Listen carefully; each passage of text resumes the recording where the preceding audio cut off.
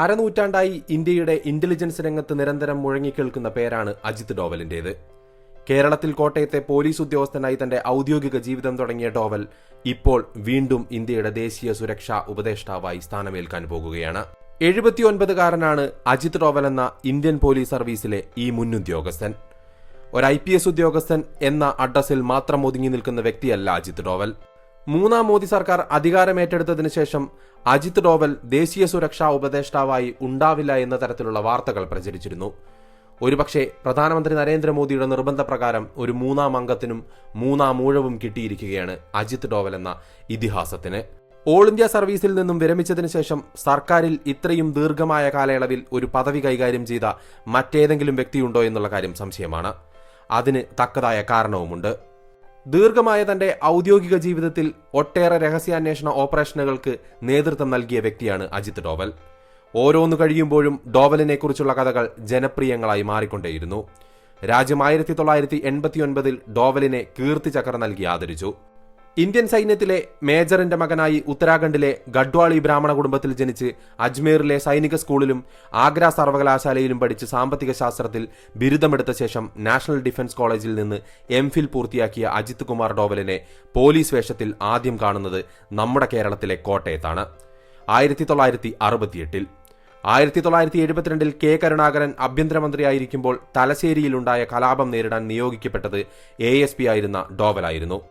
കേരളത്തിൽ വളരെ കുറച്ചു കാലം മാത്രം ഔദ്യോഗിക ജീവിതം നയിച്ച അജിത് ഡോവൽ തിരിച്ചുപോയത് കേന്ദ്ര സർവീസിലേക്കാണ്.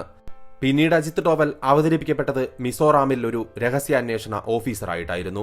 ഇന്ത്യൻ പട്ടാളത്തിൽ ഹവീൽദാറായി ജോലി ചെയ്യുകയും തീവ്ര ആശയങ്ങളാൽ പ്രലോഭിപ്പിക്കപ്പെട്ട് മിസോ നാഷണൽ ഫ്രണ്ട് രൂപീകരിക്കുകയും ചെയ്ത ലാൽ ഡങ്കന്റെ സംഘത്തിലേക്ക് നുഴഞ്ഞുകയറിയ ഡോവൽ അതിൽ 6 പേരെ റാഞ്ചി മറുചേരിയിലെത്തിച്ചു. അങ്ങനെ MNF എന്ന തീവ്രവാദ സംഘടനയെ തകർത്തില്ലാതാക്കി. 1980കളിൽ പാകിസ്ഥാനിലെ ഇന്ത്യൻ ഹൈക്കമ്മീഷനിലെത്തിയ ഡോവൽ അവിടെ അണ്ടർ കവർ ഓപ്പറേഷന്റെ നിഴലും വെളിച്ചവും കലർന്ന വഴികളിലൂടെ സഞ്ചരിച്ചു. ഇതിനിടെ ഇന്ത്യയിലേക്ക് തിരിച്ചുവന്ന ഡോവൽ 1984 സുവർണക്ഷേത്രത്തിൽ നടന്ന ഓപ്പറേഷൻ ബ്ലൂ സ്റ്റാറിൽ ഒരു ഉന്തുവണ്ടി റിക്ഷാക്കാരന്റെ വേഷത്തിൽ ഭിന്ദ്രൻവാലയുടെ സംഘത്തിലേക്ക് നുഴഞ്ഞുകയറി അവരുടെ വിവരങ്ങൾ ചോർത്തി പുറത്തെ സൈന്യത്തിന് നൽകി. ഈ സേവനത്തിന്റെ പേരിൽ അജിത് ഡോവലിന് രാജ്യം കീർത്തിചക്ര നൽകി ആദരിക്കുകയും ചെയ്തു. 1992 മുതൽ 96 വരെ ലണ്ടനിലെ ഇന്ത്യൻ എംബസിയിൽ നിയമിതനായ ഡോവലിന്റെ അവിടുത്തെ പ്രവർത്തനങ്ങളെക്കുറിച്ച് വിവരണങ്ങളോ ഇല്ല എന്ന് തന്നെയാണ് സത്യം. 1999 ക്രിസ്മസ് സന്ധ്യയിൽ കാഠ്മണ്ഡുവിൽ നിന്ന് ഡൽഹിയിലേക്ക് പറന്നിരുന്ന ഇന്ത്യൻ എയർലൈൻസിന്റെ IC-814 വിമാനം ഭീകരർ റാഞ്ചിയപ്പോഴാണ് ഡോവലിനെ ലോകം പിന്നീട് ശ്രദ്ധിക്കുന്നത്. രാജ്യത്തിനും ഭീകരവാദികൾക്കുമിടയിലെ മധ്യസ്ഥനും രഹസ്യാന്വേഷണ വിഭാഗത്തിന്റെ പോയിന്റുമാനും ഡോവലായിരുന്നു.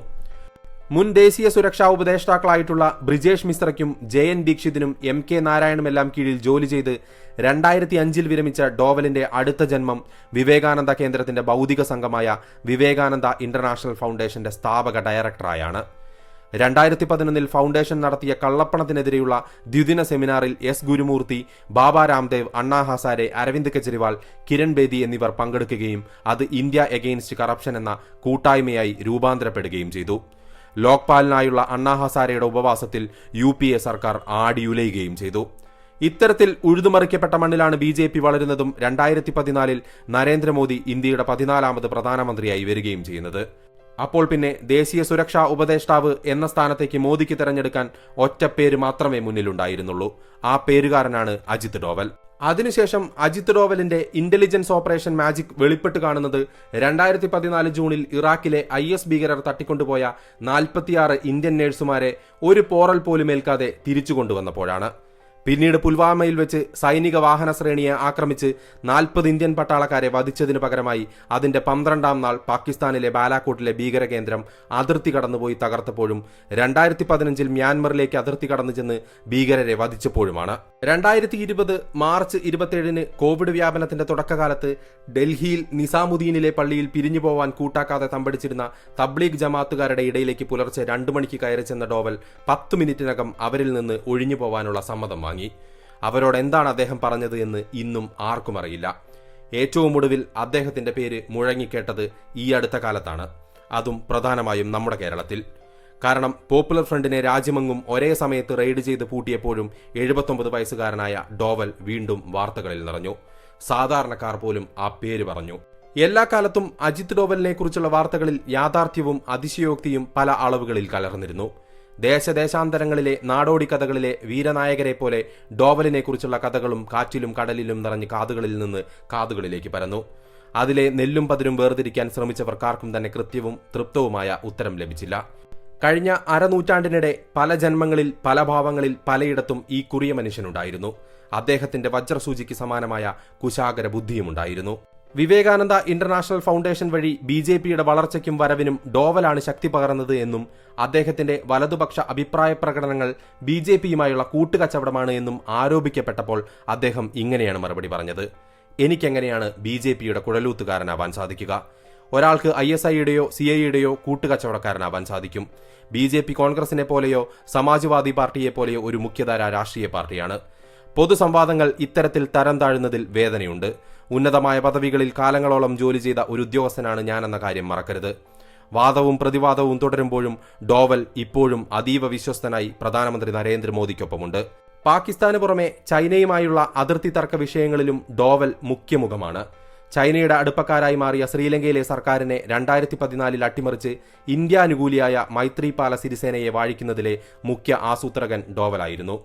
തെരഞ്ഞെടുപ്പിന് തൊട്ടുമുൻപ് കൊളംബോയിലെത്തിയ ഡോവൽ പ്രതിപക്ഷത്തെയും ഭരണപക്ഷത്തെയും കണ്ടിരുന്നു.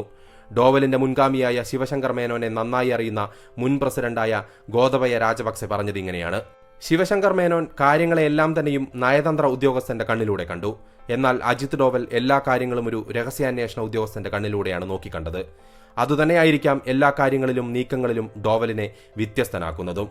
എന്തായാലും പ്രായം തളർത്താത്ത ആ കുറിയ മനുഷ്യൻ ഇന്ത്യ മഹാരാജ്യത്തിന്റെ സുരക്ഷയ്ക്കായി ഈ രാജ്യത്തിന്റെ മുക്കിലും മൂലയിലും പല അവതാരപ്പിറവികളുമായി ഉണ്ടാവുമെന്നുള്ള കാര്യത്തിൽ യാതൊരു തർക്കവുമില്ല. ഈ രാജ്യത്തിന്റെ അഖണ്ഡതയ്ക്കും ഐക്യത്തിനും തുരങ്കം വയ്ക്കുന്ന ഏതൊരു ശക്തിയെയും നേരിട്ട് നിന്ന് തോൽപ്പിക്കാനുള്ള ബുദ്ധിവൈഭവം ഇന്നും അജിത് ഡോവലിനുണ്ട് എന്നുള്ളതാണ് യഥാർത്ഥ വസ്തുത. അതുതന്നെയാണ് നമ്മുടെ ശത്രുക്കളുടെ പേടി സ്വപ്നവും.